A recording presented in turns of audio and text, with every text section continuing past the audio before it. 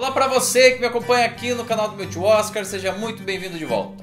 Hoje a gente vai conversar sobre o filme Juno, de 2007. De todos os filmes indicados pela Academia como melhores do ano de 2007, certamente Juno era o mais popular e o mais querido do grande público. A primeira exibição dele aconteceu no Festival de Telluride, ainda em setembro daquele ano.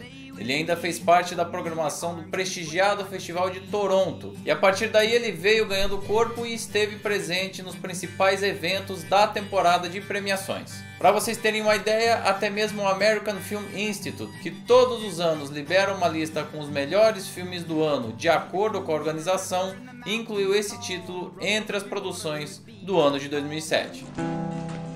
What's the prognosis, Fertile Myrtle? Minus or plus? Don't know, it's not seasoned yet. Take some of these. O filme aborda a história da personagem que dá título ao filme. Juno é uma adolescente que, depois de fazer sexo desprotegido com o seu amigo, acaba engravidando. Claro que isso acaba apresentando para ela uma nova realidade de vida que ela achava que estava preparada para enfrentar. Mas a partir daquele ponto, ela é obrigada a tomar algumas decisões e vai precisar refletir bastante, até porque boa parte dessas decisões não afetam apenas ela, mas também uma série de outros personagens que estão à sua volta. Foram vários os elementos que ajudaram esse filme a ter toda essa popularidade lá no ano de 2007, e talvez o primeiro deles seja o fato da história se basear numa pessoa comum. O que a gente vê ali é uma adolescente de classe média norte-americana, que vive uma vida como tantos outros milhões de espectadores que se identificaram ali de alguma forma. Aquela ali poderia ser a prima, a irmã, a vizinha, alguém próximo do círculo de convivência delas. E essa pessoa comum, por assim dizer, está colocada em frente a uma situação que realmente poderia acontecer com milhões de jovens norte-americanas e que a partir de agora vai precisar necessariamente lidar com essa situação. So guess what? What? I don't know. I'm pregnant.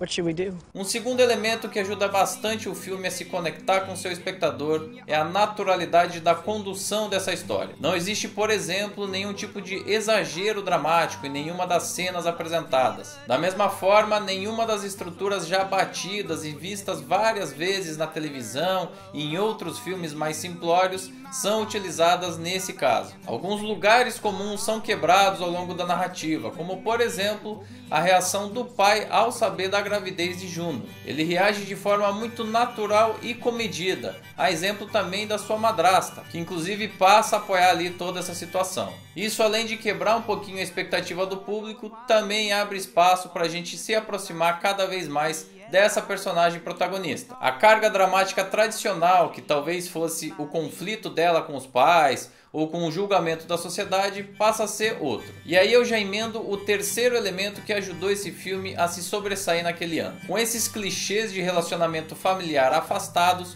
o público passa a se conectar com essa personagem para entender e tentar descobrir o que vai acontecer a partir dali. Por ter engravidado muito jovem, essa personagem tem toda uma vida pela frente, tem muito tempo para tomar essas decisões, e cada decisão que ela toma acaba gerando consequências para ela e para os outros que estão ao seu redor. Então o público fica ali um pouco em suspense para saber quais vão ser afinal os próximos passos. O que vai acontecer dali pra frente, já que o caminho óbvio de um filme sobre gravidez na adolescência não é seguido.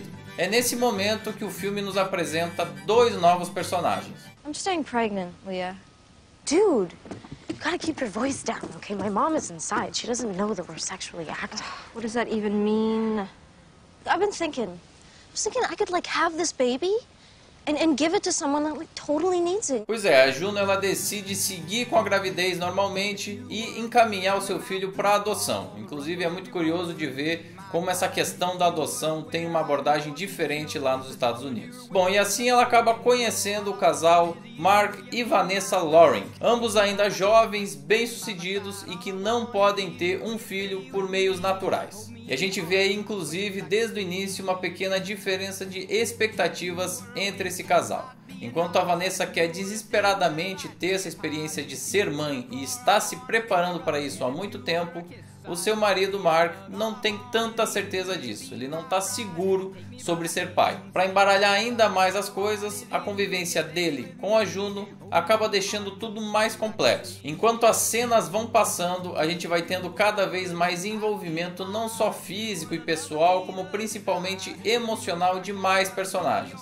Então, cada vez mais, uma ação de Juno passa a gerar consequências para uma série de pessoas que estão à sua volta e que foram construídas a despeito das obrigações que ela teria como mãe. Nesse momento, mesmo sendo apenas uma adolescente, as decisões que ela tomar vão afetar drasticamente a vida de terceiros. There you have it. Would you like to know the sex? Yes. No. Please. No, Do not, definitely. please. No, there's no sex. Well, no, I want Mark and Vanessa to be surprised, and if you tell me, I'll just like ruin everything. Um quarto elemento que ajuda muito esse filme é a escalação de elenco. Você tem interpretações regulares e consistentes de todo mundo que foi escalado para esse trabalho. J.K. Simmons, que faz o pai de Juno, Allison Janney, que faz a madrasta, Olivia Thirlby, num papel muito bacana de melhor amiga e que tem um suporte muito importante para algumas decisões que vão ser tomadas, Jason Bateman e Jennifer Garner, que fazem o papel do casal interessado na adoção, e Michael Cera, que é o pai da criança, mas curiosamente não é tão explorado pelo roteiro. Ele na realidade tem bem pouco espaço aí nos primeiros 2/3 do filme, mas em compensação tem um papel decisivo nas cenas de desfecho dessa história. E claro, o grande ativo do ponto de vista de atuação é mesmo de Ellen Page. Nessa época ela tinha apenas 20 anos de idade, não muito mais do que a personagem que ela interpreta, portanto, mas mesmo assim ela consegue transmitir todo o clima do filme, toda aquela apreensão e todas aquelas decisões que precisavam ser tomadas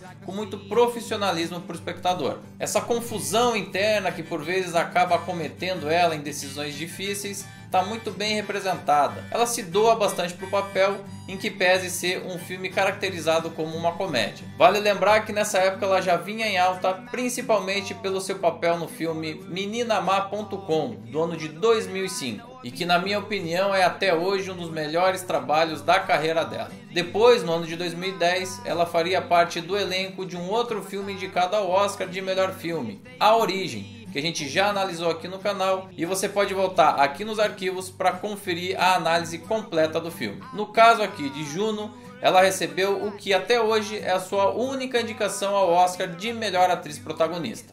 You're so young. I'm not that young, okay? I'm 16, all right? I'm old enough to know when someone's acting like a total a-hole. Oh, and you know what? I bought another Sonic Youth album, and it sucks. It's just noise. Na época, esse filme chegou a ser comparado a Pequena Miss Sunshine, lançado um ano antes, em 2006, e que a gente também já analisou aqui no canal, volte lá se você perdeu. No entanto, eu diria que essa comparação não é muito justa. Pequena Miss Sunshine se aprofunda muito mais nos símbolos construídos ao longo da narrativa. É um filme muito mais maduro, com uma construção de roteiro muito mais apurada. E inclusive a gente consegue lembrar de cenas muito mais memoráveis no caso de Pequena Miss Sunshine. Você cita facilmente várias cenas ali desse filme que te marcaram na memória, coisa que no caso de Juno, depois de algum tempo, você não é capaz de apontar. O que agrada no caso de Juno é muito mais o conjunto da obra do que necessariamente pontos específicos que se destacam aí da média dos filmes. Por esses motivos, eu diria que Pequena Miss Sunshine está vários degraus acima em termos de qualidade geral da produção. Juno sim pega uma esteira aí baseada nesse conceito de indie e apresenta um trabalho muito competente, mas nem por isso particularmente memorável. E é interessante a gente notar inclusive que nessa época os filmes classificados como indies, o que seria numa tradução literal independentes, não queriam dizer apenas aquelas produções que eram feitas a despeito dos grandes estúdios. Esse termo chegou a ser praticamente um novo verbete, um novo gênero. Por um determinado momento a gente tinha inclusive a expectativa de um estilo estético muito próprio para o que era chamado de indie. E ele de fato tinha várias dessas características, como por exemplo o baixo custo de produção. Para vocês terem uma ideia, ele foi realizado ao custo de 7,5 milhões de dólares, o que para os padrões da indústria norte-americana é quase nada. A gente também tem aí o uso de uma estética um pouco mais descolada, o que fica muito evidente nos créditos de abertura e aquela animação que é feita via rotoscopia dos personagens. Também são inúmeras as referências à cultura pop, principalmente à música e ao próprio cinema, e isso fica muito evidenciado nos diálogos entre Mark e Juno. Além disso, esse andamento mais fluido aí da história também era uma característica relacionada aos indies do início da década de 2000. I think we should be cool, you know? That's a relief. You know, I'm gonna start looking like a pretty big dork soon, so... Are you still gonna think I'm cute when I'm huge? I always think you're cute. I think you're beautiful. Jeez, Blake. I do. O filme foi indicado a 4 Oscars e venceu na categoria Melhor Roteiro Original, que foi escrito por Diablo Cody. Curiosamente, caso vocês não saibam, ela era uma ex-stripper que largou aí a sua profissão e escreveu o roteiro de Juno, que é o seu primeiro roteiro de longa-metragem da carreira. Você já imaginou sair de stripper a vencedora do Oscar?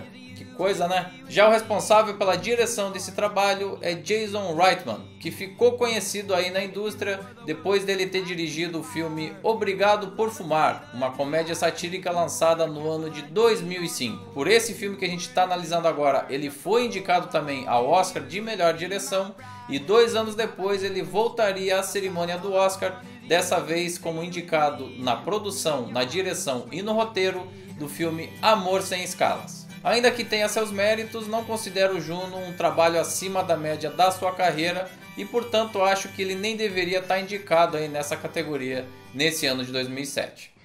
I stole a squirt of your wife's perfume. Really? Is Clinique happy?